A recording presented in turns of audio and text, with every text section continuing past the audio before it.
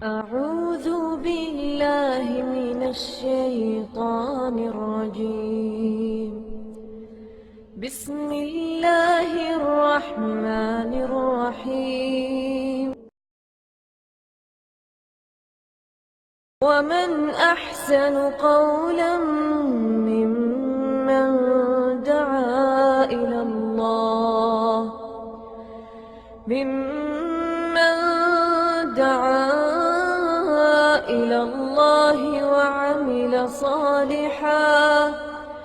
وعمل صالحا وقال إنني من المسلمين.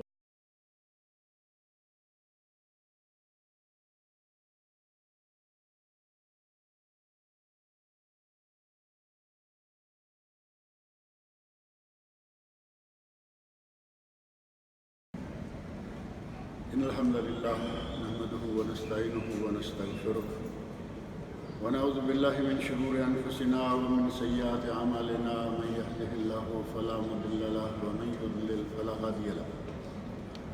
وأشهد أن لا إله إلا الله وحده لا شريك له وأشهد أن محمدا عبده ورسوله. أما بعد فإن خير الحديث كتاب الله وخير الهدي هدي محمد صلى الله عليه وسلم وشر الأمور محدثاتها وكل محدثة بدعة وكل بدعة ضلالة وكل ضلالة في النار. رب اشرح لي صدري ويسر لي أمري واحلل عقدة من لساني يفقهوا قولي. رب اعوذ بك من همزات الشياطين واعوذ بك رب ان يحضرون. اعوذ بالله السميع العليم من الشيطان الرجيم. واذن في الناس بالحج ياتوك رجالا وعلى كل ضامر ياتين من كل فج عميق ليشهدوا منافع لهم ويذكروا اسم الله في ايام معلومات على ما رزقهم من بهيمة الانعام. اللہ رب العزت کے احسان سے، اس کی رحمت سے آج کل دنیا بھر کے کونے کونے سے مسلمان مکہ مکرمہ پہنچ رہے ہیں، اور یہ اللہ کی توفیق ہے. جسے اللہ چاہے اسے ہی یہ توفیق عطا کرتا ہے. یہ پیسے سے، یہ دولت سے، یہ صحت سے، یہ کسی چیز سے تعلق نہیں رکھتا. آج سے ہزاروں سال پہلے حضرت ابراہیم خلیل علیہ السلام نے جب بیت اللہ کی تعمیر فرمائی، اس وقت انہوں نے دعا مانگی کہ اے اللہ، اس بیت اللہ کے رہنے والوں، اس کے اہالیان کو وارزق اہلہ من الثمرات، انہیں پھلوں کا رزق عطا فرما. اللہ رب العزت نے ان کی ساری دعائیں قبول کی، یہ دعا بھی قبول فرمائی. اللہ رب العزت نے حضرت ابراہیم علیہ السلام کو حکم دیا وَأَذِّنْ فِي النَّاسِ بِالْحَجِّ. اے ابراہیم، لوگوں میں یہ حج کا اعلان کر دو. یاتوک رجالاً، وہ تمہارے پاس آئیں گے پیادہ پا، پیدل چلتے ہوئے. وَعَلَىٰ كُلِّ ضَامِرٍ، اور کمزور سی اونٹنیوں پر سوار ہو کر آئیں گے. یاتین من کل فج عمیق، جو دنیا کے نشیب و فراز سے، وادیوں سے، پہاڑوں سے، گہرائیوں سے، اونچائیوں سے، دنیا کے کونے کونے سے لوگ مکہ مکرمہ پہنچیں گے. لِيَشْهَدُوا مَنَافِعَ لَهُمْ، تاکہ وہ اپنے منافع بھی حاصل کریں. ابراہیم علیہ السلام کو اللہ نے حکم دیا کہ لوگوں میں اعلان کر دو کہ بیت اللہ کا حج کرنے کے لیے آؤ. اب ابراہیم علیہ السلام مکہ مکرمہ میں اس وقت موجود ہیں، اور دنیا آپ جانتے ہیں کتنی ہے. اور اس وقت کوئی ریڈیو، کوئی ٹیلی ویژن، کوئی انٹرنیٹ، آج کی طرح کا میڈیا کچھ بھی نہیں تھا. لیکن اللہ رب العزت نے ابراہیم علیہ السلام کے اعلان کو یہ شرف بخشا اللہ نے وہ اعلان دنیا کے کونے کونے میں پہنچا دیا۔ آج اسی اعلان کی برکت ہے کہ آپ دیکھیں گے شمال سے، جنوب سے، مشرق سے، مغرب سے، دنیا کے کونے کونے سے مسلمان بیت اللہ شریف کے گرد جمع ہو رہے ہیں، کیونکہ چند ہی دنوں کے بعد حج کا موسم 8 ذوالحج یوم عرفہ سے حج کا موسم شروع ہو جائے گا۔ اس سے پہلے جو پہنچ رہے ہیں وہ عمرہ کر رہے ہیں۔ اور حج ایک ایسی عبادت ہے کہ نبی اکرم صلی اللہ علیہ وسلم ارشاد فرماتے ہیں العمرۃ الی العمرۃ کفارۃ لما بینہما، ایک عمرہ دوسرے عمرہ کے درمیان کے سارے گناہوں کا کفارہ ہے۔ آج عمرہ کریں، دوسرا عمرہ 6 مہینے کے بعد کریں، 6 سال کے بعد کریں، نبی اکرم صلی اللہ علیہ وسلم نے کوئی حد مقرر نہیں فرمایا۔ فرمایا کہ ایک عمرہ دوسرے عمرہ کے درمیان کے تمام گناہوں کا کفارہ ہے۔ والحج المبرور لیس لہ جزاء الا الجنہ، اور حج مبرور کی جزا تو جنت ہی ہے۔ گویا کہ نبی اکرم صلی اللہ علیہ وسلم کی زبان مبارک سے حج مبرور کرنے والے کے لیے جنت کا ٹکٹ تیار ہے۔ کتنا ثواب ہے کہ نبی صلی اللہ علیہ وسلم نے حج کرنے والے کو جنت کی بشارت دی ہے۔ اور دوسری حدیث میں نبی اکرم صلی اللہ علیہ وسلم ارشاد فرماتے ہیں من حج ھذا البیت، جس نے اس گھر کا حج کیا، ولم یرفث ولم یفسق، اور اس نے کوئی شہوانی حرکت، شہوانی گفتگو نہیں کی، اور نہ ہی حج کے دوران کوئی گناہ کیا، رجع من ذنوبہ کیوم ولدتہ امہ، وہ گناہوں سے یوں پاک ہو کر پلٹتا ہے جس طرح کہ اس دن تھا جس دن اس کی ماں نے اسے جنم دیا۔ ساری زندگی کے پہلے گناہ اللہ تعالیٰ معاف کر دیتا ہے۔ اور نبی اکرم صلی اللہ علیہ وسلم فرماتے ہیں ان اللہ ایھا الناس ان اللہ کتب علیکم الحج فحجوا، اے لوگو اللہ نے تم پر حج فرض کیا ہے، حج کرو۔ ایک صحابی اس حدیث میں نہیں دوسری احادیث میں ان کا نام بھی ملتا ہے، حضرت اقرع ابن حابس رضی اللہ تعالیٰ عنہ۔ وہ کہتے ہیں اکل عام یا رسول اللہ، اللہ کے رسول کیا ہر سال حج کیا کریں؟ 3 مرتبہ سوال کیا مسلسل اور آپ خاموش رہے، اور بالآخر فرمایا لو قلت نعم لوجبت ولم استطعتم، اگر میں ہاں کہہ دیتا ہر سال حج فرض ہو جاتا اور تم نہ کر پائے۔ الحج مرہ، حج زندگی میں ایک ہی مرتبہ فرض ہے، ایک مرتبہ فرض ادا کرنے کے بعد اگر کوئی کرتا رہتا ہے فمن زاد فتطوع، جو زیادہ کرے گا وہ نفل ہو۔ ان دنوں حجاج کرام باہر کی دنیا سے جوک در جوک اور فوج در فوج مکہ اور مدینہ میں پہنچ رہے ہیں، کیونکہ حج کا اصل سیزن بالکل قریب آ گیا ہے۔ موسم حج تو کب سے شروع ہے؟ جو اللہ رب العزت نے ارشاد فرمایا ہے الحج اشہر معلومات، حج کے مہینے معلوم ہیں، معروف ہیں، مقرر۔ وہ کون سے ہیں؟ شوال، عید الفطر سے لے کر 8 ذوالحج 9 ذوالحج تک، یہ ہے موسم حج۔ لیکن خاص حج کے ایام جو ہیں وہ 8 تاریخ سے شروع ہوتے ہیں، یوم ترویہ سے۔ آپ میں سے بھی کچھ لوگ حج کے لیے جا رہے ہوں گے، اللہ تعالیٰ انہیں سنت کے مطابق حج کرنے کی توفیق عطا فرمائے۔ جو لوگ حج کر چکے ہیں اللہ تعالیٰ ان کے حج کو قبول فرمائے، اور جنہیں آج تک موقع نہیں ملا، یہاں ہیں وہاں ہیں، دنیا کے کسی بھی کونے میں ہیں، اللہ رب العزت تمام مسلمانوں کو بیت اللہ کا حج کرنے کی توفیق سے نوازے۔ حج کا طریقہ کیا ہے مختصر انداز سے وہ میں آپ کے سامنے رکھنا چاہتا ہوں۔ نبی اکرم صلی اللہ علیہ وسلم نے 25 ذوالقعدہ جو آج سے 3 دن پہلے تھی، آج 28 ہے، نبی صلی اللہ علیہ وسلم مدینہ منورہ سے روانہ ہوئے 25 ذوالقعدہ اور ہفتہ کا دن تھا۔ ظہر کے وقت آپ نے ذوالحلیفہ سے احرام باندھا۔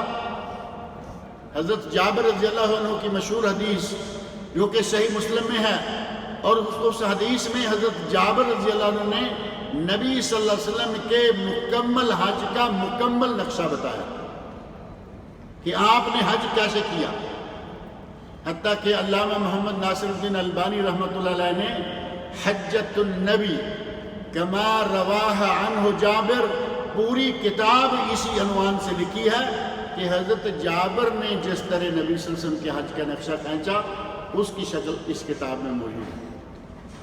حضرت جابر فرماتے ہیں میں نے دیکھا کہ نبی صلی اللہ علیہ وسلم کے سامنے آپ کی دائیں جانب آپ کی بائیں جانب تا حد نظر انسان ہی انسان تھے، 1,00,000 سے زیادہ، بلکہ تقریباً مکہ مکرمہ میں میدان عرفات میں اس دن 1,50,000 کے قریب صحابہ کرام مسلمان جمع تھے۔ مدینہ منورہ سے روانہ ہوئے، اور چونکہ پیدل سفر تھا، اونٹوں پر سوار ہو کے سفر کرنا تھا، 25 ذوالقعدہ کو گھر سے روانہ ہوئے، مکہ مکرمہ پہنچے، احرام ذوالحلیفہ سے باندھا کیونکہ مدینہ منورہ کا میقات ذوالحلیفہ ہے، جیسا کہ ہمارا میقات قرن المنازل یا السیل الکبیر طائف ہے۔ اسی طرح جحفہ اور یلملم اور ذات عرق 5 مقامات کو نبی صلی اللہ علیہ وسلم نے میقات قرار دیا۔ جو آدمی ان راستوں سے گزرے یا ان علاقوں سے حج کے لیے روانہ ہو وہ ان مقامات سے احرام باندھے، احرام باندھ کر مکہ مکرمہ پہنچے، عمرہ کرے۔ اور عمرہ کا طریقہ چونکہ آپ روزانہ جاتے آتے رہتے ہیں، ہر ہفتے ہر مہینے، اللہ رب العزت کی بہت بڑی نعمت ہے کہ سعودی عرب میں رہنے والے رزق بھی کماتے ہیں اور نیکیاں بھی کماتے ہیں۔ یہاں سے جب چاہیں تیار ہوں، 60 ریال میں عمرہ، 80 ریال میں عمرہ، 100 ریال میں عمرہ، اور راستے میں آپ کو کم از کم 1 مرتبہ کا کھانا بھی کاروان والے مہیا کرتے ہیں۔ آپ مکہ مکرمہ پہنچے، بیت اللہ شریف کے 7 چکر، 7 شوط، اور اس کے بعد 2 رکعت نماز، پہلی میں قل یا ایھا الکافرون اور دوسری میں قل ھو اللہ احد۔ سنت یہ ہے، یہ 2 رکعتیں پڑھ کر آپ صفا پر چلے جائیں، صفا سے لے کر مروہ تک، مروہ سے صفا تک کتنے چکر ہو گئے؟ 2 چکر ہو گئے۔ کچھ لوگ صفا سے مروہ، مروہ سے صفا 1 چکر شمار کرتے ہیں، گویا کہ وہ 14 چکروں کو ایک سے ہی شمار کرتے ہیں، جبکہ نبی صلی اللہ علیہ وسلم نے صفا سے مروہ 1، مروہ سے صفا 2، صفا سے مروہ 3، اور 7واں چکر مروہ پر جا کر مکمل ہو جاتا ہے۔ مروہ پر پہنچ کر اپنے بال کٹوائیں، چھوٹے کروائیں، اور حج کے موقع پر بالوں کا گنجا کروا لیں۔ دونوں سنت، دونوں جائز، دونوں ثابت۔ قرآن کریم میں سورۃ الفتح میں اللہ رب العزت نے ارشاد فرمایا ستدخلن المسجد الحرام انشاء اللہ آمنین محلقین رؤوسکم ومقصرین، تم یقیناً مسجد حرام میں داخل ہو جاؤ گے، پوری طرح پرامن ہوگے۔ کچھ لوگ بالوں کا گنجا کروائے ہوئے ہوں گے اور کچھ لوگ بالوں کو کٹوائے ہوئے، دونوں کا ذکر قرآن کریم میں موجود ہے، لیکن گنجا کروانا افضل اور بال کٹوانا جائز۔ نبی صلی اللہ علیہ وسلم نے 3 مرتبہ اللہم ارحم للمحلقین، اللہم ارحم المحلقین، اے اللہ گنجا کروانے والوں پر رحم فرما، 3 مرتبہ ان کے لیے۔ اور صحابی ساتھ ساتھ کہتا جا رہا ہے والمقصرین یا رسول اللہ، والمقصرین یا رسول اللہ، اے اللہ کے رسول جو بال کٹوانے والے ہیں ان کے لیے، ان کے لیے۔ آخر میں آپ نے فرمایا والمقصرین، اے اللہ گنجا کروانے والوں پر رحمت فرما اور چھوٹے کروانے والوں پر بھی رحمت فرما۔ فرق آپ سمجھ سکتے ہیں۔ آخر میں آ کے بال کٹوانے والوں کی باری آئی، عمرہ میں جائیں گنجا کروائیں، جائز ہے کہ چھوٹے کروا لیں۔ حج کے موقع پر چونکہ ہم یہاں سے تاخیر سے جاتے ہیں، 6، 5، 7 کو نکلتے ہیں، اور وہاں جا کر اگر پہلے جاتے ہی گنجا کروا لیں تو پھر 10 تاریخ کو گنجا کرانے کے لیے کیا بچے گا؟ لہذا ہم دونوں سنتوں پر عمل کر سکتے ہیں۔ جاتے ہی عمرہ کریں، آدھے آدھے بال کٹوا لیں۔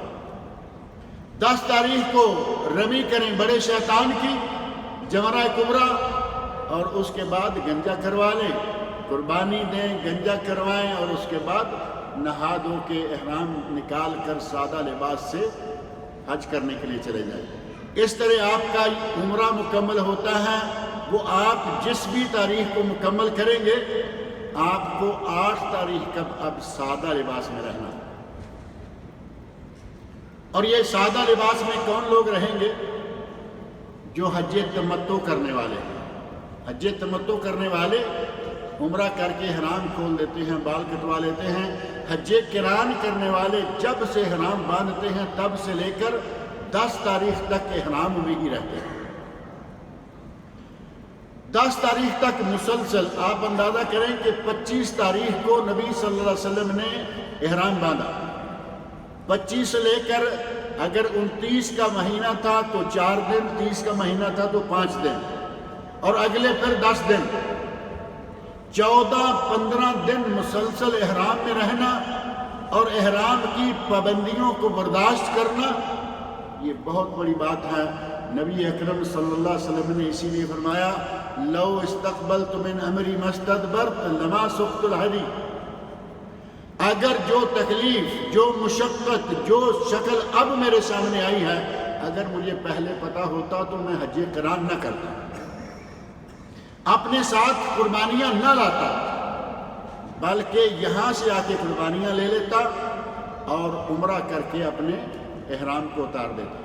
جن صحابہ نے قربانیاں تو نہیں لی تھی لیکن انہوں نے نیت حج قران کی کر لی تھی، ان صحابہ کی نبی صلی اللہ علیہ وسلم نے بائی آرڈر وہ نیت کینسل کروائی، کہا کہ اپنے جانور تمہارے پاس ہے نہیں، لہذا اپنے بال کٹاؤ، احرام نکالو، عمرہ مکمل ہو گیا، 8 تاریخ کو دوبارہ احرام باندھنا۔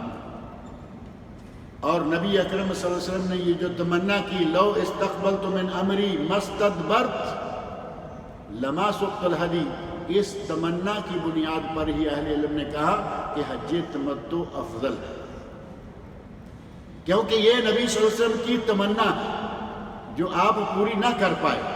صحابہ کو حج قران کی نیت فسخ کروا کر تمتع کروایا، جو اس بات کی دلیل ہے کہ یہ افضل ترین حج ہے۔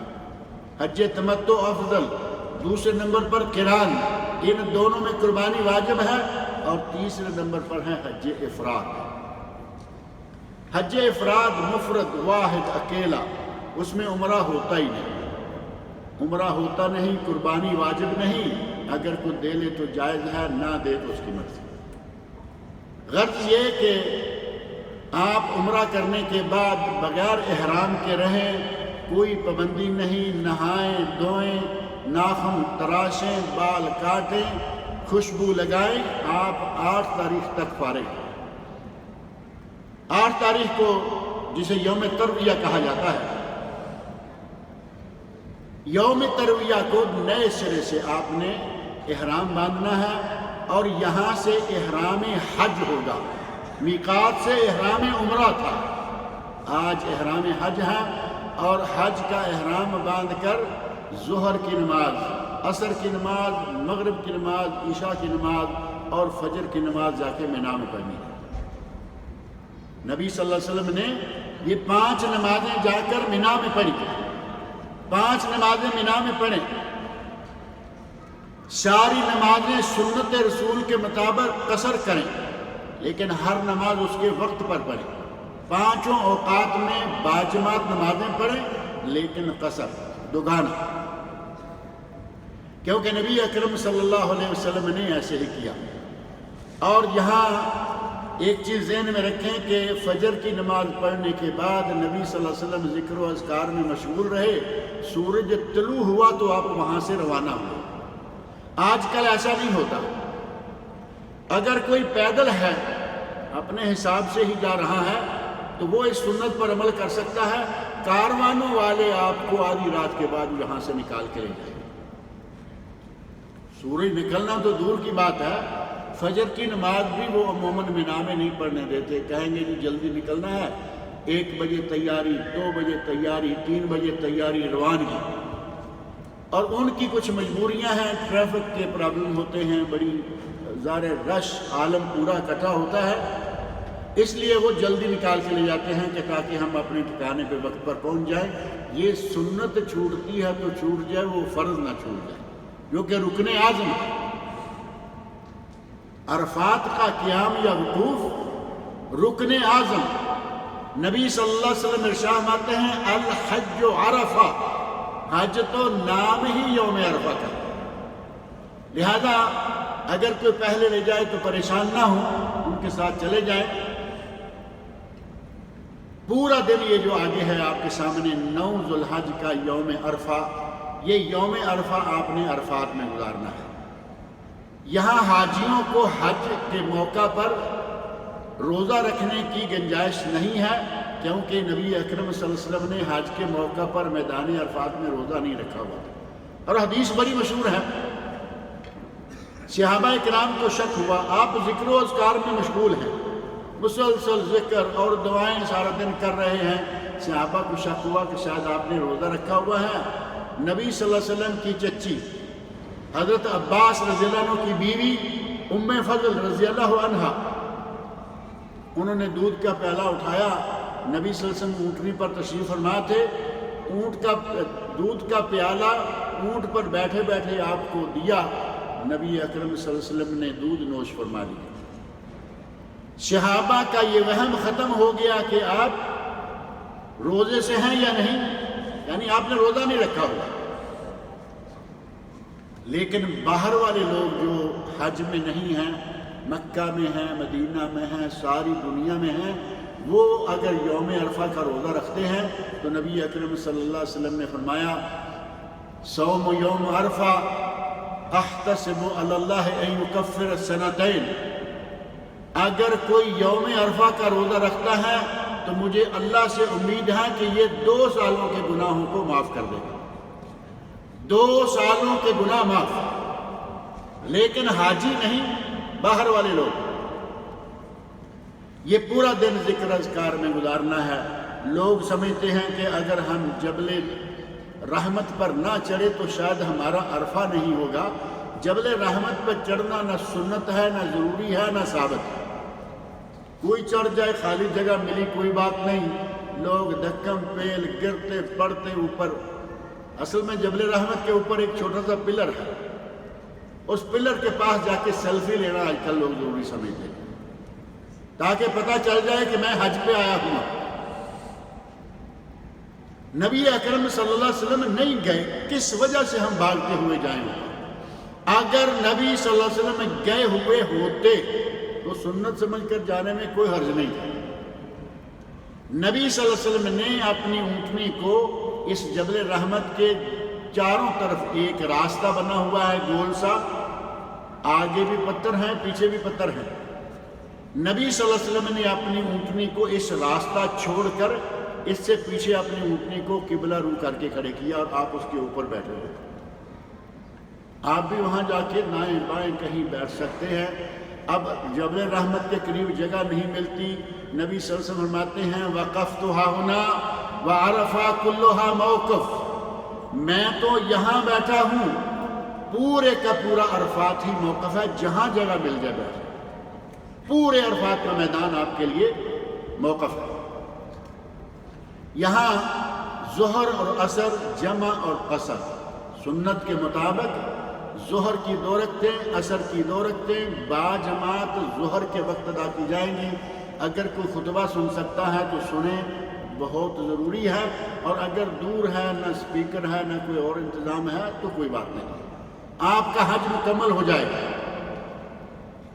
بعض لوگوں نے، خاص طور پر جو کاروانوں والے ہیں، انہوں نے ریڈیو کا انتظام کیا ہوا ہوتا ہے، وہ اپنے خیموں میں ریڈیو کے ساتھ اپنے لوگوں کو خطبہ سنواتے ہیں۔ بہت اچھی بات، خطبہ سنیں، خطبہ مکمل ہو، وہ نماز پڑھیں گے۔ اب آپ کی اس آواز کے ساتھ جماعت نہیں ہوگی، بات کو یہ نقطہ ذہن میں رکھیں۔ خطبہ آپ نے سن لیا، جس طرح کہ پوری دنیا میں خطبہ سنا جاتا ہے حرمین شریفین کا، لیکن پوری دنیا میں جماعت نہیں ہوتی اس اسپیکر پر یا ٹیلی ویژن پر، اسی طرح آپ اپنے کاروان کے لوگوں کو ساتھ لے کے خود باجماعت نماز پڑھیں، الا یہ کہ مسجد نمرہ سے لے کر آپ کے خیمے تک مسلسل صفیں بچھی ہوئی ہیں تو پھر آپ باجماعت پڑھ سکتے ہیں، نہیں تو اپنی جماعت کرائیں اور خود نماز باجماعت پڑھیں۔ یہاں میدان عرفات میں نبی اکرم صلی اللہ علیہ وسلم ارشاد فرماتے ہیں اللہ رب العزت آسمانی دنیا پہ نازل ہوتے ہیں اور آسمانی دنیا پر نازل ہو کر فرشتوں کو جمع کرتے ہیں، اور فرشتوں کو جمع کر کے اپنے بندوں پر فخر کرتے ہوئے اللہ کہتا ہے جاؤنی شخصاً غبرا، یہ لوگ پراگندہ حال اور میلے کچالے کپڑے، احرام دھول میں پیدل چلنے والوں کا کیا حال ہوتا ہے۔ اللہ پوچھتا ہے فرشتوں سے کہ یہ کیا لینے آئے ہیں، حالانکہ اللہ ہر چیز کو ہر حال میں جانتا ہے، لیکن فرشتوں پر فخر کرتے ہوئے کہتا ہے یہ کیا لینے آئے ہیں۔ اور ساتھ ہی بعد روایت میں ملتا ہے اللہ تعالیٰ فرماتا ہے اے فرشتوں گواہ ہو جاؤ، میں نے آج میدان عرفات کے تمام، آپ وہاں نہیں رکیں گے، مغرب کی اذان ہوئی میدان عرفات سے نکلیں، مزدلفہ میں آ جائیں، مغرب اور عشاء جمع اور قصر عشاء کے وقت میں، کیونکہ مغرب کی اذان عرفات میں ہو تو مزدلفہ جاتے جاتے عشاء کا وقت ہو ہی جاتا ہے۔ جب بھی پہنچے مزدلفہ میں جا کر 3 رکعت مغرب اور 2 رکعت عشاء۔ علامہ ابن قیم رحمۃ اللہ علیہ فرماتے ہیں کہ نبی صلی اللہ علیہ وسلم نے ساری عمر میں کبھی وطر نہیں چھوڑے، لیکن میدان مزدلفہ میں آپ نے اس رات وطر بھی نہیں پڑھی۔ ہمارے لوگ وہاں تہجد پڑھتے نظر آتے ہیں، نفل پڑھتے نظر آتے ہیں، نبی اکرم صلی اللہ علیہ وسلم نے یہ 2 نمازیں پڑھی، مغرب اور عشاء کے وقت میں جمع تاخیر، اور آپ سو گئے اور فجر کی نماز کے لیے اٹھے۔ سنت یہ ہے فجر کی نماز پڑھی، نماز پڑھنے کے بعد ذکر و اذکار میں مشعر الحرام، ایک پہاڑی جبل رحمت میدان عرفات میں ہے، دوسری پہاڑی یہاں مزدلفہ میں ہے، اس کا نام ہے مشعر الحرام۔ نبی صلی اللہ علیہ وسلم مشعر الحرام کے پاس چلے گئے، قبلہ کی طرف اپنا چہرہ مبارک کیا، رخ مبارک کیا، اور سورج طلوع ہونے کے قریب تک آپ ذکر و دعا میں مشغول رہے۔ وہاں سے پلٹے، اپنے کسی صحابی سے کہا کہ کنکریاں اٹھا لو، صحابی نے 7 کنکریاں اٹھا کے دے دی۔ ہمارے یہاں وہاں جا کے مغرب عشاء پڑھنے سے بھی پہلے کنکریاں اکٹھی کر لو، صبح تک کہیں ختم نہ ہو جائے۔ اللہ کے بندو ڈرنے والی اس میں کیا بات ہے؟ ہزاروں سال سے حج ہوتا آ رہا ہے، ہزاروں سال سے اللہ سارے حجاج کو کنکریاں مہیا کر رہا ہے، صرف آپ کو ہی نہیں ملیں گی۔ بات سمجھ میں آتی ہے نہیں؟ ہزاروں سال سے ہر سال حج ہوتا ہے، لاکھوں ملینز لوگ ہر سال حج کرتے ہیں، کبھی کنکریوں کا قحط نہیں ہوا۔ جا کے سنت کے مطابق نمازیں پڑھیں، بعد میں کنکریاں چننا شروع کر دو، بعد میں نماز کنکریوں کو دھو کے کیا غسل دے کے کنکریوں کو پاک کر رہے ہیں جیسے مسجد میں رکھنی ہے۔ کہاں مارنی ہوتی ہیں یہ؟ شیطان کو مارنی ہے نا، دھو کے مارنے کا کیا معنی؟ صاف ستھری کر کے شیطان کو ماریں گے، اسے اسی حالت میں ماریں۔ جائز تو نہیں ہے، لیکن کچھ لوگوں کا عمل بڑا تعجب انگیز ہے، ان کے دلوں میں جذبات کیسے ہوتے ہیں۔ ایک مرتبہ ایسے ہوا، ہم کنکریاں مارنے کے لیے جمرہ کے پاس کھڑے ہیں، بالکل پاس جا کے کھڑے ہو گئے۔ میرا بڑا بیٹا اس وقت چھوٹا تھا، اس کو میں ساتھ لے گیا۔ ہم دونوں دیکھ رہے ہیں، ایک مصری نوجوان آئے، اور مصری یقیناً کچھ دیہاتی ٹائپ تھا، ان کے آپ نے دیکھا یہ بازو اتنے بڑے بڑے ہوتے ہیں، اور توپ جو ہے وہ بھی بڑی کھلی چوڑی۔ وہ قریب آیا، اس نے بازوؤں کو اٹھا کے کندھوں پہ ڈالا، اپنے توپ کو لپیٹا سمیٹا جیسے آدمی کشتی کرنے کے لیے جا رہا ہے، اور چھلانگ ماری اور حوض کے اندر داخل ہو گیا۔ یہ گراؤنڈ فلور کی بات ہے۔ حوض میں داخل ہوا اور ٹھاک ٹھاک جوتے مارنے شروع کر دیے۔ یہ جائز نہیں ہے، لیکن اس کے جذبات دیکھیں۔ آپ کنکری دھو کے لے کے جا رہے ہیں، وہ جوتا مار رہا ہے۔ کنکریوں کو دھونا ثابت نہیں، اور چنے کے سفید چنے کے دانے سے بڑا پتھر مارنا بھی ثابت نہیں، جوتا تو دور کی بات ہے۔ اگر بڑا ہر کوئی اپنی مرضی سے کنکر اٹھا لے گا تو ہاں آپ کو معلوم ہے اگلے دنوں میں لوگ سر گنجا کروائے ہوتے ہیں، ننگے سر ہوتے ہیں۔ آپ نے پیچھے سے کنکر مارا پورے زور سے، وہاں تک نہیں پہنچا، راستے میں تو سر ہی سر ہیں۔ کیا کرے گا یہ کنکر؟ اپنا کام کرے گا یا نہیں؟ چنے کے دانے کے برابر، اس سے بڑا کنکر نہیں ہونا چاہیے۔ بہرحال کنکریاں لیں۔ آج کل کنکریاں بھی پارسل مل جاتی ہیں۔ پہلے کھانا پارسل ملنا شروع ہوا تھا، اب وہاں منا میں کنکریاں پارسل، بیگ بنے ہوئے ہیں 10 ریال 20 ریال میں، آپ کو سارے دنوں کے لیے کنکریاں مل جائیں گی۔ وہاں سے آپ نکلیں مزدلفہ سے۔ مزدلفہ سے نبی اکرم صلی اللہ علیہ وسلم کب نکلے ہیں؟ سورج طلوع ہونے سے تھوڑا پہلے۔ منا سے عرفات کی طرف سورج طلوع ہونے کے بعد، اور یہاں سورج طلوع ہونے سے تھوڑا پہلے۔ مشرکین مکہ سورج طلوع ہونے کے بعد دیر سے نکلا کرتے تھے۔ نبی اکرم صلی اللہ علیہ وسلم فرمایا ہدینا غیر ہدیہم، ہدینا یخالف ہدیہم، ہمارا طریقہ مشرکین مکہ کے طریقہ کے خلاف۔ وہ تو ننگے حج کیا کرتے تھے، طواف بیت اللہ ننگے۔ نبی اکرم صلی اللہ علیہ وسلم نے کپڑے پہن کر، احرام باندھ کر، اور خواتین کو پورے لباس کے ساتھ طواف کرنے کا حکم دیا۔ فرمایا کہ ہمارا طریقہ اور ہے، ان کا طریقہ اور ہے۔ سورج نکلنے سے تھوڑا پہلے وہاں سے روانہ ہوں، منا آئیں۔ اگر کسی کے ساتھ بوڑھی عورت، بوڑھا مرد یا چھوٹے بچے ہیں، ان کو رش میں اس وقت نکلنا مشکل لگتا ہے، تو وہ آدھی رات کے بعد مزدلفہ سے منا آ سکتے ہیں۔ آدھی رات کے بعد منا میں اپنے خیمے میں آ جائیں، لیکن کنکر ماریں سورج طلوع ہونے کے بعد، کیونکہ سنت ہوا۔ آج کل ان سنتوں کی کوئی پرواہ نہیں کی جاتی، جب چاہے کنکر مار لیے۔ اگلے دنوں میں ظہر کے بعد کنکر ہیں، وہ صبح سے کنکر چل رہے ہیں، سارا دن کنکر چلتے رہتے ہیں، رات کنکر چلتے رہتے ہیں۔ سنت بھی کوئی چیز ہے، سنت کے مطابق ساری سنتوں کو پورا کرتے ہوئے حج کریں گے تو وہ حج ہوگا حج مبرور، جس کی جزا نبی صلی اللہ علیہ وسلم نے جنت کا ٹکٹ بتائی کہ اس کے لیے تو جنت ہے۔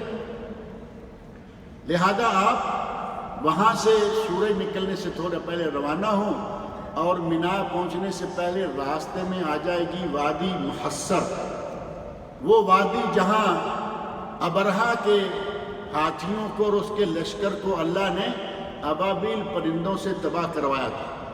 نبی صلی اللہ علیہ وسلم کا ارشاد ہے کہ ہر وہ مقام جہاں کبھی کسی قوم پر عذاب نازل ہوا تھا، وہاں سے گزرتے ہوئے تیزی سے گزر جائے، تیزی سے گزر جائے۔ ہمارے کچھ لوگ وہاں سوئے ہوئے ہوتے ہیں، نبی صلی اللہ علیہ وسلم تیزی سے گزر جائیں، اور ہم نے اپنی آنکھوں سے دیکھا ہوا سورج چڑھا ہوا ہے اور لوگ وہاں سوئے ہوئے ہیں۔ یہ رات کو جب عرفات سے نکلتے ہیں تو آگے تھوڑا آگے منا کے قریب ہو کے، منا کے قریب ہوتے ہوتے وادی محصر میں جا پہنچے۔ وادی محصر میں سونا تو دور کی بات، بیٹھنا تو دور کی بات، نبی اکرم صلی اللہ علیہ وسلم وادی محصر آئے، آپ نے اپنی اونٹنی کو ایڑ لگائی اور تھوڑا تیز کر لیا۔ جیسے ہی وادی محصر گزر گئے، اونٹنی کے نکیل کو کھینچ لیا۔ لہذا یہاں سے تیز نکل جائیں۔ پہلا کام منا میں پہنچ کر یہ کریں کہ جو جمرہ کبریٰ ہے، جس کو بڑا شیطان کہا جاتا ہے، اس جگہ پہ آپ نے 7 کنکریاں مارنی۔ 7 کنکریاں، بسم اللہ اللہ اکبر کنکری، اور ایک ایک کر کے 7 کٹھی مار دیں گے تو 1 شمار ہوگی، ایک ایک ماریں گے تکبیر کہتے ہوئے ماریں گے تو 7 شمار ہوں گی۔ کئی لوگ ہیں ان کے پاس بچے ہیں، ان کے ساتھ خواتین ہیں، ان کے ساتھ بوڑھے ہیں، وہ ان کی طرف سے بھی کنکریاں مارنا چاہتے ہیں، بہت اچھی بات ہے، جائز ہے، گنجائش ہے، مار لیں، لیکن یہ تو نہیں ہے کہ آپ نے 20-30 کنکریاں، اگر 3 ہی لوگ ہوں تو کتنی کنکریاں بنیں گی؟ 21 ہو گئی نا۔ اب وہاں رش ہے، آدمی سوچتا ہے کہ 21 کنکریاں مارنے تک ٹائم لگے گا، تاک سے ساری کٹھی ہی پھینک دے گا، تو یہ کسی کی بھی کنکری شمار نہیں ہوگی، نہ اس کی نہ دوسروں کی۔ لہذا ہر کنکری ایک کر کے الگ الگ 7 کنکریاں ماریں اور پھر اپنے خیمے کی طرف روانہ ہو جائیں یا منہر کی طرف روانہ ہو جائیں جہاں نبی صلی اللہ علیہ وسلم نے اپنے جانور ذبح کروائے تھے اور آج مسلمان ذبح کرتے ہیں۔ معیسم نام کی جگہ ہے وہاں منا میں، جہاں منہر ہے، قربان گاہ ہے، وہاں اگر کوئی اپنے ہاتھ سے قربانی ذبح کرے تو سنت ہے، ثابت ہے، ثواب ہے۔ لیکن اگر آپ نے کسی کو وکیل بنا رکھا ہے، جائز، وکیل بنانا جائز، خود کرنا ثواب، حتیٰ کہ عورتیں بھی اپنے ہاتھ سے اپنی قربانی ذبح کر سکتی ہیں۔ ہمارے پاک و ہند میں تو بڑی عجیب باتیں ہیں، کہیں گے عورت کی قربانی مکروہ، عورت کا ذبیحہ مکروہ، عورت کی اذان مکروہ، عورت کی فلاں، کئی چیزیں مکروہ کیے چلے جاتے ہیں، جبکہ حضرت ابو موسیٰ اشعری رضی اللہ عنہ مشہور صحابی کا اثر کتب حدیث میں موجود ہے، وہ اپنی بیٹیوں کو وصیت کیا کرتے تھے کہ اپنی قربانیاں اپنے ہاتھ سے ذبح کرو۔ لہذا مکروہ کہنے کا کوئی جواز نہیں، جائز ہے کریں، نہیں مرد بھی نہ کرے کوئی بات نہیں، دوسرا جا کے آپ کی طرف سے کر کے آ جائے۔ یہاں اس 10 تاریخ کو باہر کی دنیا عید منا رہی ہوگی اور آپ شیطان کو کنکریاں مار کے جانور ذبح کر رہے ہوں گے، آپ کی یہی عید ہے۔ منا کے اندر موجود لوگوں کے لیے عید کی نماز پڑھنا ثابت نہیں ہے، نہ نبی صلی اللہ علیہ وسلم نے پڑھی۔ خطبے آپ نے ضرور دیے، جگہ جگہ دیے، لیکن عید کی نماز نہیں۔ وہاں جو اعمال چل رہے ہیں وہی کافی ہیں۔ 10 تاریخ کو 4 کام کرنے ہوتے ہیں، ان 4 کی ترتیب سن لیں، اور پھر اس کے بعد اگر کسی سے کوئی آگے پیچھے ہو جاتا ہے کوئی بات نہیں، کیونکہ نبی اکرم صلی اللہ علیہ وسلم کے پاس آدمی آیا، کہتا ہے رمیتو بعد ان امسیت، یا رسول اللہ میں نے تو شام ہونے کے بعد جا کے کنکریاں ماری ہیں۔ آپ نے فرمایا لا حرج۔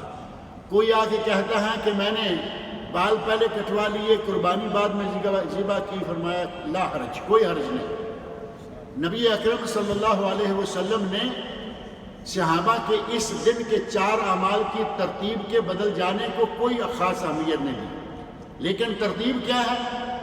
پہلے نمبر پر رمی جمرہ عقبہ، جمرہ عقبہ یا جمرہ کبریٰ یا بڑا شیطان، اور پہلے فارسی میں بورڈ لگا رہتا تھا شیطان بزرگ، پتہ نہیں کسی نے اس وقت دیکھا ہی نہیں دیکھا، شیطان بزرگ یعنی بزرگ شیطان۔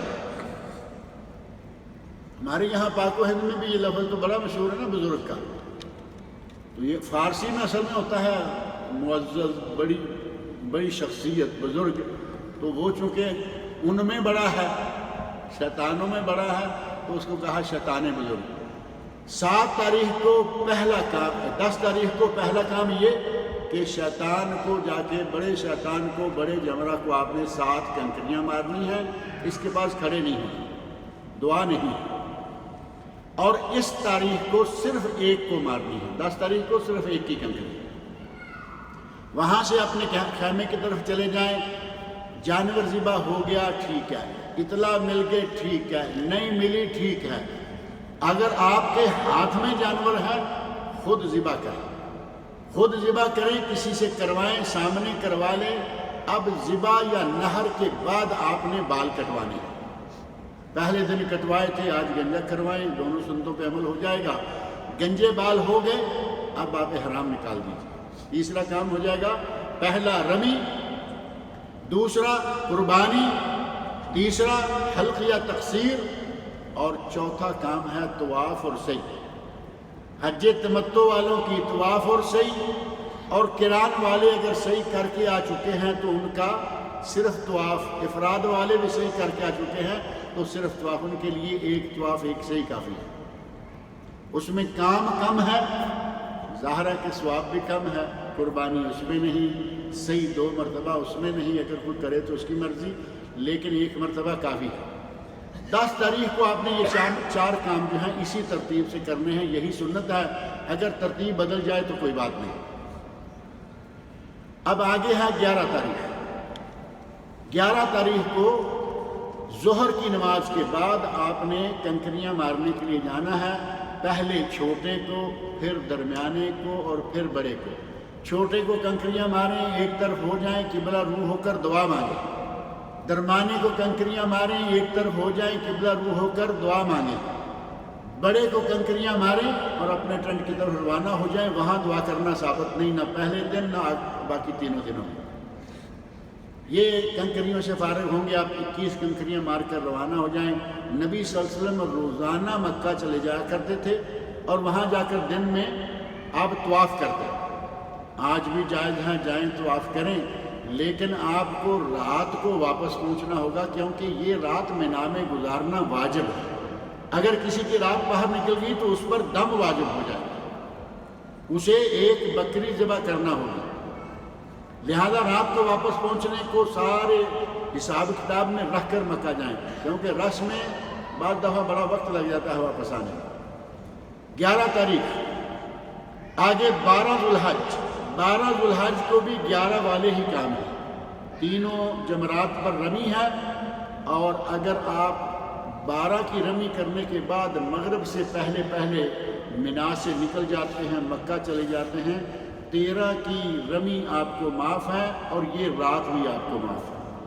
لیکن اگر مغرب سے پہلے منا سے نکل جائیں، اگر آپ مغرب کی نماز تک، عشاء کی نماز تک وہی ہیں، تو ایسی شکل میں پھر ضروری ہے کہ آپ اگلی رات بھی وہاں رہیں اور اگلے دن رمی کر کے مکہ آئیں۔ مکہ میں پہنچ جائیں تو وہاں آپ ایک دن رہیں نہ رہیں، وہاں سے روانہ ہونے سے پہلے طواف وداع ہے، اور طواف وداع کرنا واجب ہے۔ اگر عورت نے سارے کام کر لیے، طواف وداع باقی ہے، روانہ ہونے سے پہلے اگر اسے حیض آ جائے، منتھلی پیریڈ جو ہے وہ شروع ہو جائے، تو عورت کو معاف ہے۔ نبی صلی اللہ علیہ وسلم نے فرمایا کہ حائضہ عورت کو طواف وداع معاف، لیکن مرد کو لازمی کر کے آنا ہے۔ اگر میاں بیوی گئے ہیں، عورت کو حیض آ گیا، وہ تو طواف وداع نہیں کرے گی۔ اب شوہر کو تو ایسا کچھ نہیں ہوا نا، وہ کر کے آ۔ اگر شوہر بغیر طواف وداع کیے روانہ ہو جائے گا، اس کو ایک دم دینا پڑے گا، ایک قربانی اس کے لیے واجب ہو جائے گی۔ لہذا طواف وداع کریں اور یہاں سے روانہ ہو جائیں۔ اگر مدینہ منورہ پہلے نہیں گئے تو بعد میں چلے جائیں، عمرہ کے بعد مدینہ پہنچ جائیں، اور مدینہ منورہ میں مسجد نبوی میں جا کر 2 رکعت نماز پڑھیں، نبی صلی اللہ علیہ وسلم کو سلام عرض کریں، صلاۃ و سلام پڑھیں، آگے ابو بکر صدیق، پھر حضرت عمر فاروق رضی اللہ عنہ، باری باری جو جگہ ہے یہاں سے فارغ ہوں۔ اگر آپ نے مسجد نبوی میں ایک نماز پڑھ لی، اس کا ثواب 1000 نماز کے برابر ہے، صحیح حدیث کی روح سے۔ ایک ضعیف حدیث میں 50,000 نماز کا ذکر ہے، لیکن وہ حدیث سند کے اعتبار سے ثابت نہیں ہے۔ یہاں ایک نماز پڑھیں، یہاں 40 نمازیں پڑھیں، یہاں 400 نمازیں پڑھیں، کوئی منع نہیں، لیکن 40 نمازوں کے حوالے سے جو ہمارے لوگ پریشان ہوتے ہیں، ایسی کوئی حدیث صحیح سند سے ثابت نہیں ہے۔ آپ اپنی مسجد میں 40 نمازیں پڑھیں، تب بھی اس کا ایک اجر ہے۔ وہاں جو ہمارے پابندی لے کے بیٹھ جاتے ہیں کہ اگر 40 نمازیں نہ پڑھی تو یہ ہوگا اور وہ ہوگا، ایسا کچھ نہیں ہے، وہ ساری روایت ضعیف ہے۔ لہذا مدینہ منورہ میں مسجد نبوی میں ایک نماز پڑھ لیں، ساتھ ہی جنت البقیع ہے، قبرستان ہے، وہاں جائیں دعا مانگ لیں، شہدائے احد وہاں جائیں دعا مانگ کے آ جائیں، کوئی حرج نہیں۔ 7 مسجدیں ڈھونڈتے پھرنا کوئی ضروری نہیں، 7 مساجد ہے نا، کہیں گے کہ 7 مساجد دیکھنی ہے، ہر مسجد میں جائیں گے، اتریں گے، 2 رکعت نماز پر۔ یہ مسجدیں نبی صلی اللہ علیہ وسلم نے نہ بنوائی ہیں، نہ نبی صلی اللہ علیہ وسلم نے وہاں نمازیں پڑھی ہیں، یہ بعد میں ترکوں نے آ کے مسجدیں تیار کروائی ہیں۔ لہذا ان 7 مساجد کے چکر سے نکلیں۔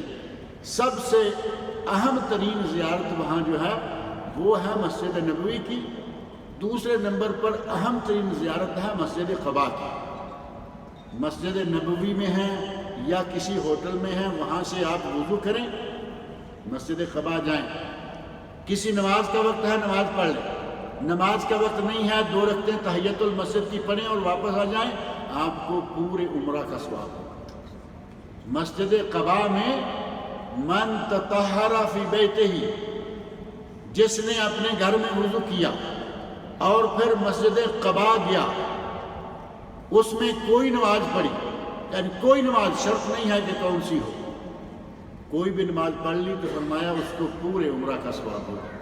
مدینہ منورہ میں یہ ہیں زیارتیں، ہم بہت ساری زیارتیں گھومتے پھرتے ہیں، کرتے پھرتے ہیں، زیارتوں میں بھاگا دوڑی کرنے کی بجائے مسجد میں نمازیں پڑھیں، یہ ضروری مقامات دیکھیں۔ مکہ اور مدینہ کے جو تحفے ہیں، مکہ سے زمزم اور مدینہ سے عجوا یا تسبیح، مدینہ سے عجوا، مدینہ سے عجوا کھجور اور مکہ سے زمزم، یہ 2 شہروں کے 2 تحفے ہیں، ان 2 شہروں میں ملتے ہیں۔ آج یہ دونوں چیزیں ساری دنیا سے بھی ملتی ہیں، اگر لینا ہے تو یہ چیزیں وہاں سے لیں۔ ہم مسلح تلاش کرتے پھرتے ہیں، رنگ برنگے، یہ موٹا ہے، یہ پتلا ہے، یہ ایسا ہے، یہ ویسا ہے۔ مسلح کوئی ترکی سے آیا، کوئی چائنا سے آیا، کوئی جاپان سے آیا، کوئی کہاں سے آیا، اور تسبیح تلاش کریں گے۔ تسبیح مختلف ڈیزائن، مختلف رنگ، مختلف ورائٹی، مختلف چیزوں کی بنی ہوئی، پھر ہم ان میں وقت لگاتے ہیں۔ تسبیح کا استعمال نبی صلی اللہ علیہ وسلم سے ثابت نہیں ہے، تسبیح نبی صلی اللہ علیہ وسلم نے استعمال نہیں کی، آپ اپنی انگلیوں پر تسبیح کیا کرتے تھے، اور آپ نے فرمایا کہ انگلیوں پر تسبیح کرو، انہا مستنطقات، قیامت کے دن یہ بول کر آپ کے لیے گواہی دیں گے۔ نبی صلی اللہ علیہ وسلم نے تسبیح ہاتھ پہ کی ہے، ہم ان تسبیح میں آگے، اور تسبیح بھی بہت طرح کی ہے۔ آپ نے دیکھا ہوگا کبھی کبھی کسی جگہ، ابھی چند دن پہلے میں نے ایک گھر میں دیکھا تسبیح ہے، اور وہ میں کیا کہوں، میرا خیال ہے اس کا دانہ کم از کم بھی اتنا بڑا ہوگا، کم از کم بھی 1 دانہ۔ اب یہ تسبیح کتنے 33 دانے ہوں گے تو کہاں تک جائے گی؟ اس تسبیح کو پھیرنے کے لیے کیا کرنا ہوگا، پتہ نہیں کہاں سے یہ رنگ لوگوں نے لے لیا۔ تسبیح نبی صلی اللہ علیہ وسلم سے قطعاً ثابت نہیں ہے، صحابہ خلفاء سے ثابت نہیں ہے، اور پھر ہمارے یہاں تو تسبیح ہی نہیں، بوریاں، کھجور کی گٹھلیوں کی بوریاں، کوئی آدمی فوت ہو گیا وہاں بوری بچھا دیتے ہیں، ایسے آؤ بھائی سارے گٹھلیاں لیتے جاؤ اور کچھ نہ کچھ پڑھتے جاؤ۔ یہ ساری کی ساری تکلفات پر مبنی باتیں ہیں۔ اپنے ہاتھ پہ تسبیح کریں، اور عموماً لوگ دونوں ہاتھوں پہ کرتے ہیں، نبی صلی اللہ علیہ وسلم صرف دائیں ہاتھ پر کرتے تھے۔ ابو داود میں حدیث موجود ہے، کانا یعقد بیمینہ، آپ اپنے دائیں ہاتھ کی انگلیوں پر تسبیح کرتے ہیں، دائیں ہاتھ پہ تسبیح کریں، اور ان تسبیح کو خریدنے، کوئی چاندی کی تسبیح، کوئی زرکون کی تسبیح، کوئی فلاں کی تسبیح، وہ چیزیں لوگوں کو نہ لالا کے دیں جو کہ نبی صلی اللہ علیہ وسلم سے ثابت ہی نہیں ہیں۔ اس طرح آپ کا حج و عمرہ دونوں مکمل ہو جاتے ہیں۔ یہ مختصر سا نقشہ ہے، انشاءاللہ اس کی تفصیلات جو ہیں وہ آج رات کا عشاء کے بعد والا درس جو ہے اس میں تفصیل کے ساتھ یہ باتیں ذکر کریں گے۔ اللہ رب العزت سے میری دعا ہے کہ وہ مجھے، آپ سب کو، تمام مسلمانوں کو بیت اللہ کا حج سنت کے مطابق کرنے کی توفیق عطا فرمائے۔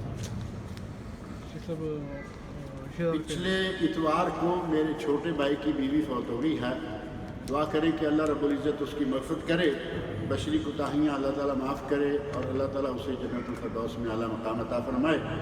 اور ہمارے بھائی طاہر کہہ رہے ہیں کہ ان کا بھی کوئی عزیز فوت ہو گیا ہے، دعا کریں کہ اللہ تعالیٰ اس کی مغفرت کرے، بشری کوتاہیوں کو اللہ معاف کرے، اللہ تعالیٰ جنت الفردوس میں اسے اعلیٰ مقام عطا فرمائے۔ کچھ لوگ بیمار ہیں، اللہ تعالیٰ تمام بیماروں کو شفائے کاملہ عاجلہ عطا فرمائے۔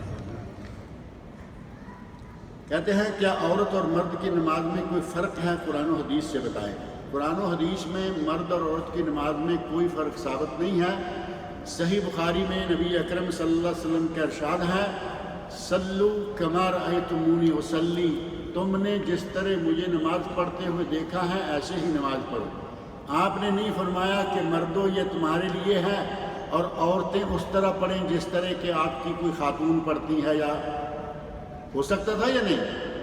آپ کہتے مثال کے طور پر کہ تم اس طرح نماز پڑھو جس طرح کہ خدیجہ پڑھتی ہیں رضی اللہ عنہا، یا عائشہ پڑھتی ہیں رضی اللہ عنہا، نہیں، سارے مسلمانوں کو خطاب کرتے ہوئے فرمایا صلو کما رأیتمونی اصلی، نماز اس طرح پڑھو جس طرح کہ تم نے مجھے نماز پڑھتے دیکھا ہے۔ مردوں عورتوں کی نماز کی کیفیت یا طریقہ ادا، اس میں کوئی فرق نہیں، فرق ہے جگہ کا اور فرق ہے لباس کا، لباس کا فرق ہے اور جگہ کا فرق ہے۔ عورتوں کے لیے نماز باجماعت واجب نہیں، مردوں کے لیے واجب، مردوں کے لیے مسجد میں نماز افضل، عورتوں کے لیے گھر میں نماز افضل، یہ فرق ہے۔ لیکن جو ہمارے یہاں فرق بنایا گیا کہ عورتیں سجدہ ایسے کریں، رکوع ایسے کریں، ہاتھ ایسے باندھیں، یہ کوئی فرق نبی صلی اللہ علیہ وسلم کی طرف سے ثابت نہیں ہے۔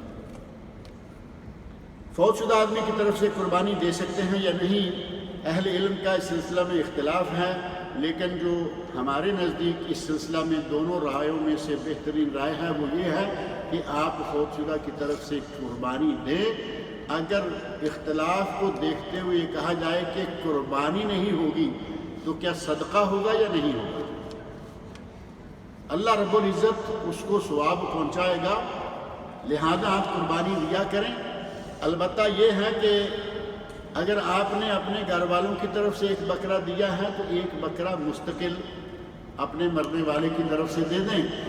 اپنا جو قربانی، اپنی قربانی کا گوشت ہے وہ چاہے سارا کھا لیں، لیکن جو فوت شدہ کی طرف سے کیا ہے وہ سارا بانٹ دیں۔ صدقہ ہے تب بھی چلا گیا، قربانی ہے تب بھی چلی گئی، لیکن قربانی نہ کرنے میں جو لوگ بڑی شدت اختیار کرتے ہیں، میں سمجھتا ہوں کہ وہ صحیح نہیں ہے، قربانی کی جا سکتی ہے۔ ایک آدمی نے چوری کی، بعد میں اس کو اس کا پچھتاوا ہوا، وہ بغیر بولے اس کو واپس لینا چاہتا ہے، وہ کس طرح اس چوری کا لوٹا ہوا مال واپس کرے؟ اگر تو وہ سیدھا جا کے کہتا ہے کہ بھائی یہ میں نے چوری کی تھی اور یہ لے لو، وہ پولیس کو آواز دے گا اور کہے گا کہ اس کو اندر لے جاؤ، نیکی گلے پڑ گئی یا نہیں؟ اب آپ کا کام ہے کہ اس کو دانشمندانہ طریقے سے، حکمت عملی سے، اچھے طریقے سے یہ پیسہ واپس کریں، کسی بھی طرح یہ پیسہ اسے پہنچ جائے اور آپ کو کوئی ضرر بھی نہ پہنچے۔ لہذا یہ طریقہ اختیار کرنے کے آج بہت سارے ذرائع ہیں، اس کے اکاؤنٹ میں ڈال دیں، اس کے گھر میں ڈال دیں، کسی بھی طریقہ سے وہاں پہنچا دیں، کسی ان نون پرسن کے ذریعے اس کو پہنچا دیں۔ ان نون پرسن پیسے پکڑائے اور کہے کہ مجھے کسی نے دیے تھے، آپ کی امانت ہے، اللہ اللہ خاصا۔ کوئی بھی طریقہ اختیار کریں لیکن کھل کے خود سامنے نہ آئیں، کہیں ایسا نہ کہے کہ سانچ کو آنچ نہیں کی، میں سچا ہوں، میں توبہ کر کے آ رہا ہوں۔ وہاں آنچ کا پتہ چلے گا جب اس نے اندر ڈلوا دیا۔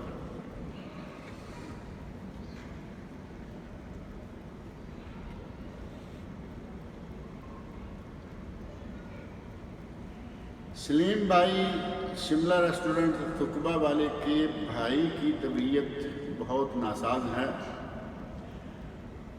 دعا کیجئے کہ اللہ رب العزت سلیم بھائی کے بھائی کو شفائے کاملہ و عاجلہ عطا فرمائے، اور جیسے پہلے بھی ہم نے دعا کی ہے جتنے بھی بیمار ہیں اللہ تعالیٰ تمام بیماروں کو شفائے کاملہ عطا فرمائے۔